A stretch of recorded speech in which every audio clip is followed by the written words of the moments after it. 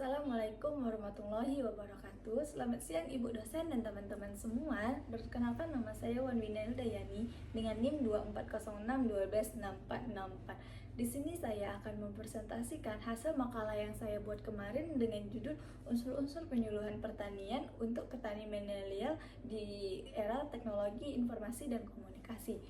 Seperti kita tahu, pertanian adalah salah satu sektor penting di Indonesia. Banyak masyarakat yang menguntungkan hidup dari sektor ini.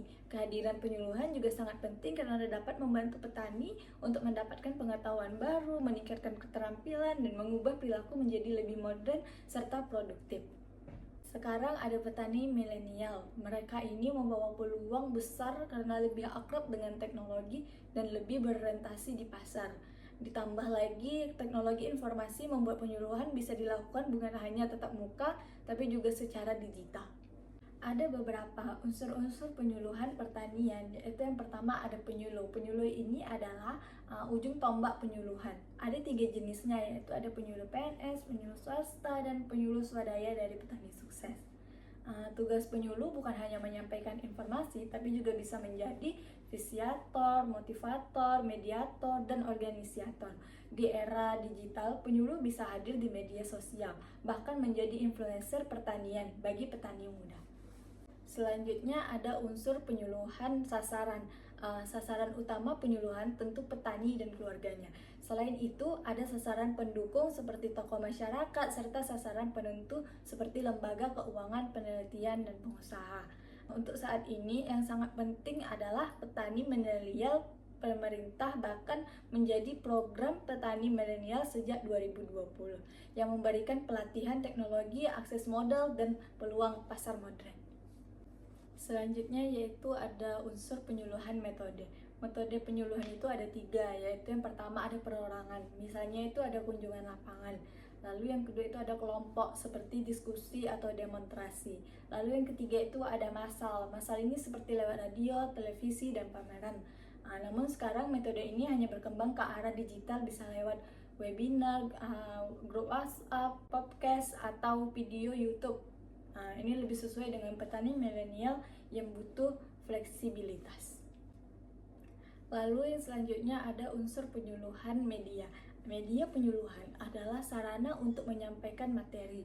Media tradisional seperti poster, brosur, dan radio masih dipakai. Tapi untuk petani milenial, media digital jauh lebih efektif. Misalnya, penyuluh bisa membuat video singkat di TikTok atau Instagram tentang cara pembuatan pupuk organik. Konten ini bisa dilihat ribuan petani muda hanya dalam hitungan menit. Lalu ada unsur-unsur penyuluhan materi. Materi penyuluhan cukup beragam. Ada teknik pertanian, budidaya tanaman, dan pemupukan, ekonomi pertanian, manajemen usaha tani, dan dinamika kelompok, serta hingga politik pertanian. Untuk petani milenial, materi ini harus ditambah dengan hal-hal modern seperti serap farming, menggunakan drone dan sensor, digital marketing untuk menjual hasil pertanian lewat marketplace, serta kewirausahaan agribisnis agar pertanian dilihat sebagai peluang bisnis.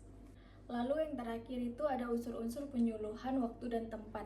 Waktu penyuluhan biasanya dilakukan di sore hari setelah selesai bekerja. Tapi untuk petani milenial, waktunya lebih fleksibel, bisa lewat video rekaman atau modul digital yang dipelajari kapan saja. Tempat penyuluhan juga beragam, bisa di lahan pertanian, balai penyuluhan, atau bahkan ruang virtual seperti Zoom dan Google Meet. Di beberapa daerah bahkan ada co-working space pertanian yang menjadi tempat perkumpulannya petani muda dengan penyuluh. Dari penjelasan tadi, kita bisa simpulkan bahwa penyuluhan pertanian memiliki 7 unsur: penyuluhan, sasaran, metode, media, materi, waktu, dan tempat. Semua unsur ini harus menyesuaikan dengan era digital dan kebutuhan petani milenial.